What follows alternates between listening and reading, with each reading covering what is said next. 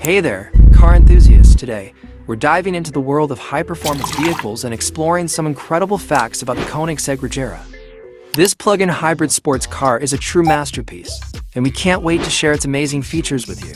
First off, let's talk about the production of the Regera. Only 85 units of this car were produced, which makes each one truly special. The Regera was unveiled at the 2015 Geneva Motor Show, and production continued until 2022. Moving on to the powertrain, the Regera is a plug-in hybrid sports car that packs a punch with a combined output of 1,341 horsepower and 1,023 pounds-ft of torque. It also boasts an impressive top speed of 250 miles per hour and can reach 60 miles per hour in just 2.5 seconds. That's faster than most supercars. The interior of the Regera is just as impressive as the outside.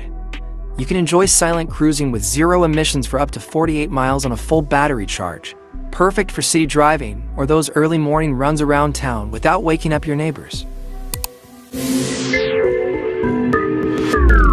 Oh shit, man. Oh my God.